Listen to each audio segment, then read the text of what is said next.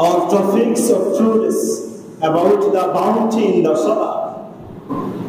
Al-mawdu'u anil khushu'i wa khuzu'i fi salah. আলোচনার topics, আলোচনার বিষয়টি হলো খুশু-খুজুর সাথে নামাজ আদায় করা। খুশু-খুজুর সাথে নামাজ আদায় করা, this is very important topics. এটা কিন্তু খুব একটা গুরুত্বপূর্ণ বিষয়, যদিও আমাদের কাছে খুব সূক্ষ্ম ছোট একটি বিষয় মনে হয়। কি বলেন, ঠিক না?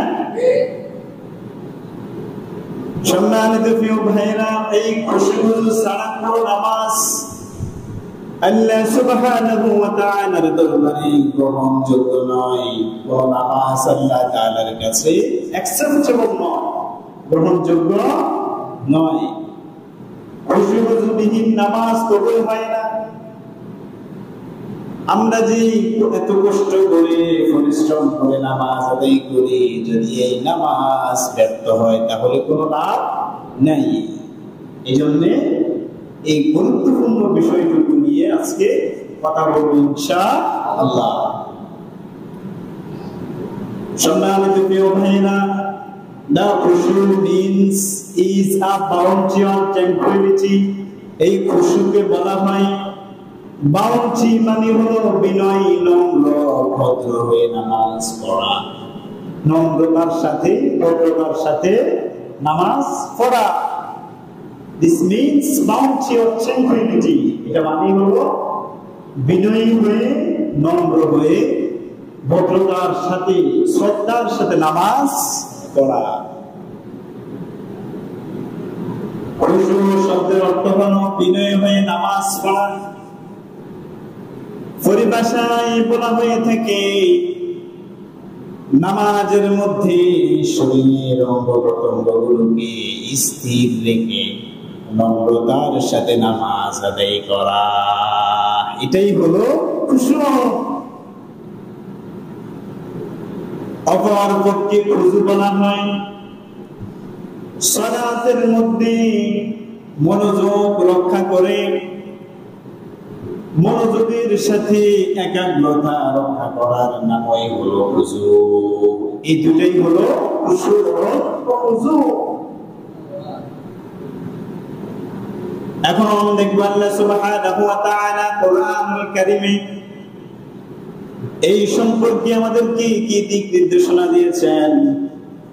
আল্লাহ সুবহানাহু ওয়া তাআলা কোরআনুল কারীমে বলেন ওয়া কুমু লিল্লাহি কানিতিন। এই আয়াতটি হলো সূরাতুল বাকারা, এটি কোরআনুল কারীমের 2 নং সূরা, 2 নং ফারার 18 নং পৃষ্ঠা, আয়াত নম্বর হলো 238 নং আয়াত। আল্লাহ সুবহানাহু ওয়া তাআলা এই আয়াতের মধ্যে বলেন লিল্লাহি কানিতিন। আল্লাহ তাআলা বলেন, বান্দারা তোমরা যখন আল্লাহ সুবহানাহু ওয়া তাআলার সামনে দাঁড়াবে,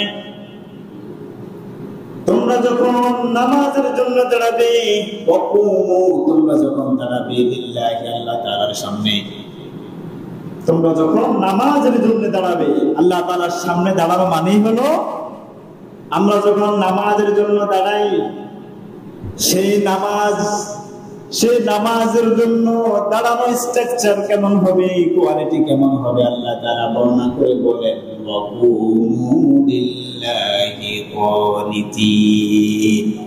সেই দাঁড়ানোটা হবে অনীতি।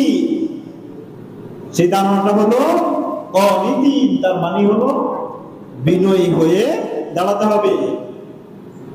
আল্লাহ তাআলা আয়াতে বলছেন তোমরা যখন আল্লাহ তাআলার সামনে দাঁড়াবে, অর্থাৎ তোমরা যখন নামাজের জন্য দাঁড়াবে, তখন তোমরা বিনয়ী হয়ে, নম্র হয়ে আল্লাহ তাআলার সামনে দাঁড়াবে। এটা কে বলছেন? আল্লাহ তাআলা বলছেন।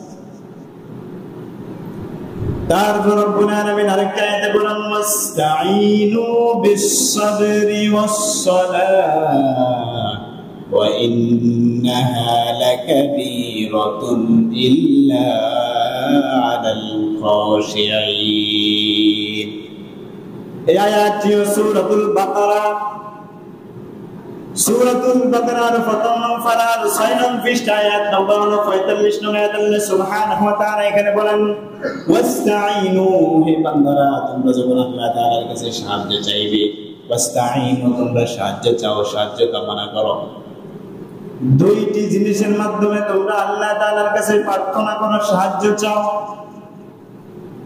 সেই দুইটি জিনিসের মধ্যে প্রথম নাম্বার হলো বিসবরি, ধৈর্যের সাথে তোমরা আল্লাহ তাআলার কাছে সাহায্য চাও ধৈর্যের মাধ্যমে। তারপরে দ্বিতীয়টি হলো সালাহ, নামাজের মাধ্যমে। তারপর কুরআন আমিন বলেন ওয়া ইন্নাহা লাকাবীরাতুন ইল্লা আলাল খাশিঈন, এই দুইটি জিনিস সবার পক্ষে সম্ভব নয়। এই দুইটি জিনিস, এই দুইটি সিস্টেমে সাহায্য কামনা করা সবার পক্ষে সম্ভব নয়, শুধুমাত্র খুশুওয়ালা নামাজি ব্যক্তিদের জন্যই সম্ভব। সুবহানাল্লাহ। আল্লাহ তাআলা বলেন ওয়া ইন্নাহা লাকাবীরা, এটা খুবই কষ্টজনক এবং খুবই কঠিনতম কাজ। ইল্লা আলাল খাশিঈন, তবে যারা খুশুওয়ালা, যাদের হৃদয়ে ভয় আছে, যারা বিনয়ী হয়ে নম্র হয়ে নামাজ আদায় করে, ওই সমস্ত খুশুওয়ালা নামাজ ব্যক্তিদের জন্য এই বিষয়টি খুবই সহজ। আল্লাহ তাআলা এই আয়াতে বলে দিয়েছেন। এতটুকু আয়াতের ব্যাখ্যায় তাফসীর ইবনে কাসিরে বলা হয়েছে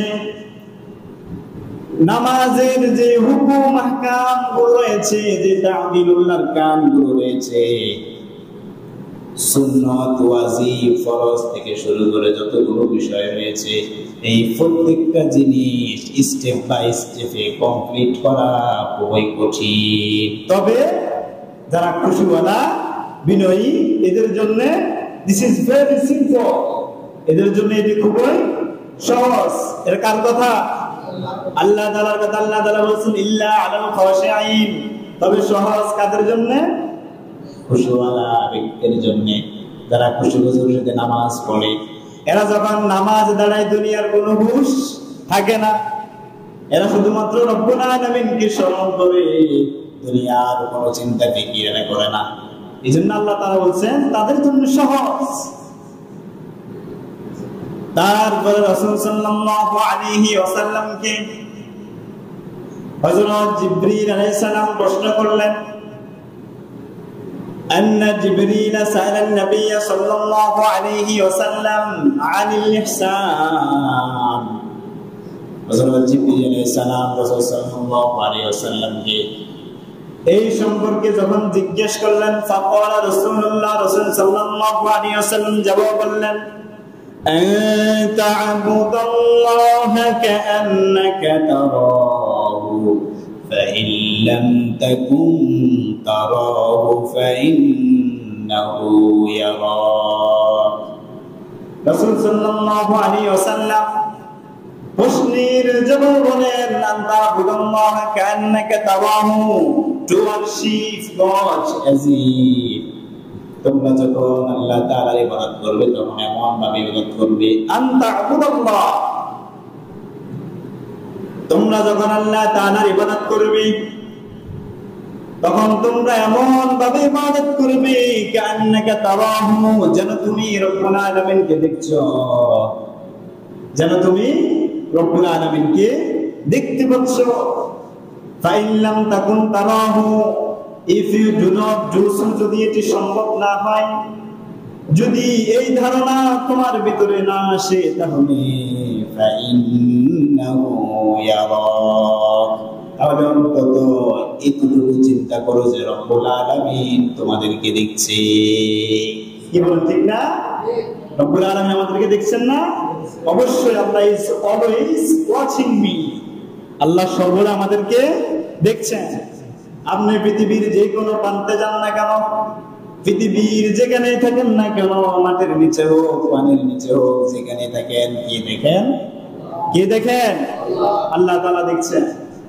এই জন্য রাসূল সাল্লাল্লাহু আলাইহি ওয়াসাল্লাম এই হাদিস দ্বারা বোঝাতে চাচ্ছেন, ওহে বান্দারা,